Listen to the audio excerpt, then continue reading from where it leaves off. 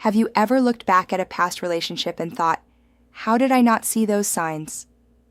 Or maybe you've watched a close friend stay with someone who treats them terribly, and no matter how much you point out the red flags, they always have an excuse ready. It feels like a total mystery, right? Why do we select healthy partners in theory, but in practice, stay emotionally attached to people whose behavior contradicts everything we say we value? Today we're diving deep into the psychology of why love can be so incredibly blinding. We're talking about cognitive dissonance, the internal battle between what we feel and what we know to be true. In the world of romance, this is the uncomfortable tension that happens when you hold two contradictory beliefs at the same time. I love my partner, and my partner is hurting me. That conflict is so painful that our brains actually develop elaborate defense mechanisms just to make the discomfort go away, often at a massive cost to our own well-being. By the end of this video, you'll understand the neurochemistry of love blindness, the common rationalizations we use to stay in toxic cycles, and most importantly, how to reclaim your own agency and see the truth. To understand why we ignore red flags, we have to look at what's happening under the hood. In the early stages of a relationship, what we often call the honeymoon phase, your brain is essentially on drugs. Research in neurobiology shows that romantic love activates the brain's reward centers, like the ventral striatum, in a way that is strikingly similar to addictive substances. When you're hit with these surges of dopamine and norepinephrine, something interesting happens to your logic center, the prefrontal cortex. Its function actually impairs. Your ability to critically evaluate risks and assess problematic behavior drops significantly. During this phase, you experience enhanced selective attention. You focus almost entirely on your partner's best qualities.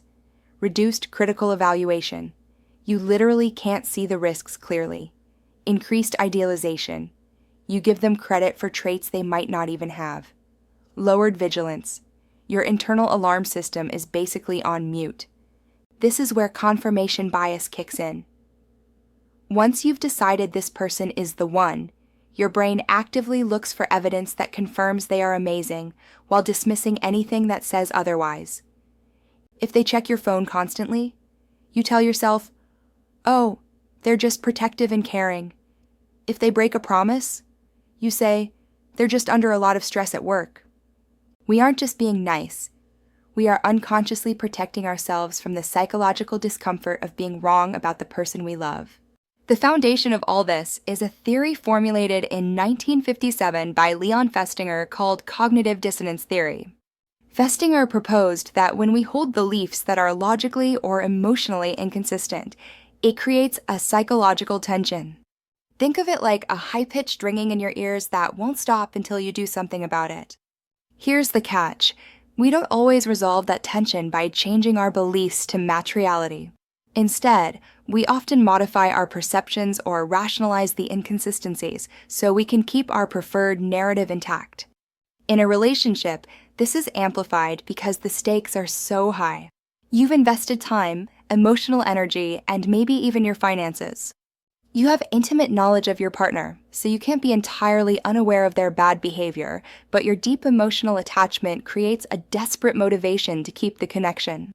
This brings us to the sunk cost fallacy. Have you ever thought, I can't leave now, I've already spent 5 years with this person? That is the sunk cost fallacy in action. You continue to invest in a deteriorating situation because of what you've already put in, rather than evaluating if the relationship actually has a future. The more you invest, emotionally, socially, and financially, the harder it becomes to admit that the initial investment might have been a mistake. Let's get real about what these red flags actually look like and how cognitive dissonance helps us explain them away. 1. Controlling behaviors. The red flag, they monitor your finances, dictate what you wear, or isolate you from your family. The rationalization, he's just being protective, or I have nothing to hide, so it's fine. 2. Emotional and verbal abuse. The red flag, regular criticism, name-calling, or gaslighting. The rationalization, she doesn't mean it, she's just stressed, or, sadly, I must have deserved it. 3. Behavioral inconsistency. The red flag: they make promises they never keep, or they act like a completely different person depending on who is watching. The rationalization: everyone is inconsistent sometimes, or he'll change once we're married / have kids / move. 4. Boundary violations.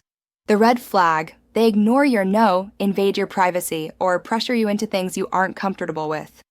The rationalization: real love means having no boundaries, or I'm just being too sensitive. Do any of these sound familiar? These justifications are what researchers call manufacturing justifications.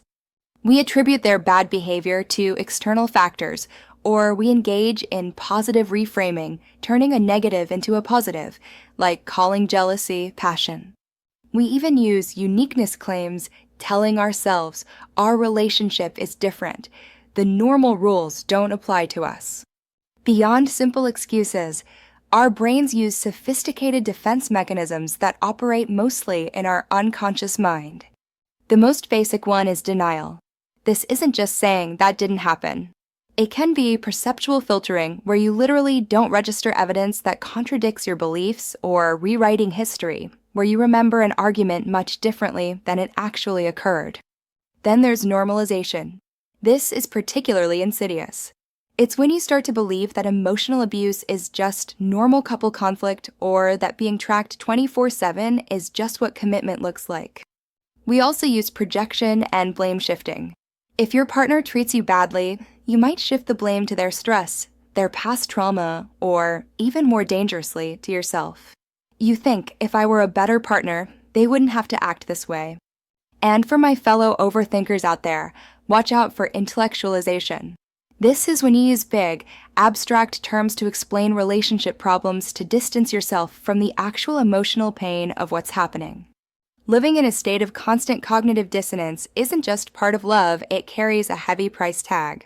Over time, this conflict erodes your self-worth and personal agency. When you repeatedly ignore your own gut feelings to maintain an idealized image of someone else, you start to doubt your own judgment. You might experience learned helplessness, where you feel like your needs don't matter anyway, so why bother speaking up? It becomes a cycle. You see a red flag. You feel distress, the dissonance. You rationalize it away to feel better. The behavior happens again, and the dissonance returns even stronger. This constant psychological labor is exhausting. It leads to elevated rates of anxiety, depression, and even trauma responses. Perhaps most significantly, you lose your sense of being an autonomous person capable of making decisions for your own life. So, how do you break the cycle? How do you take off the rose-tinted glasses? First, pay attention to the discomfort. Don't ignore that knot in your stomach. Instead of thinking you're just being sensitive, recognize that anxiety as a signal of unresolved cognitive dissonance. Second, examine your rationalizations. Start asking yourself, am I making excuses right now? A great trick is to ask, would I accept this explanation if a friend told me this was happening in their relationship? Third, reality test. Compare your interpretation of events with the observable facts. What did they actually say? What did they actually do? Don't add meaning to it. Just look at the data. Fourth, seek external perspectives. Dissonance thrives in isolation. When you're alone, excuses seem plausible. Talk to trusted friends or a therapist who can provide a reality check. Finally, reclaim your standards. Identify your values independent of the relationship. What are your non-negotiables? Start making decisions based on your needs rather than just keeping the peace. Cognitive dissonance isn't a character flaw. It's a survival mechanism. But in a harmful relationship, it becomes a cage. As Carl Jung said, until you make the unconscious conscious, it will direct your life and you will call it fate. When we say, this is just my luck, we're often describing an unaddressed pattern. But that pattern is not insurmountable. It takes courage to look at the truth. But the reward is agency, the ability to see clearly and make choices that align with who you are. If this resonated, let me know. Have you ever experienced that aha moment where excuses stopped working? Thanks for watching. Take care.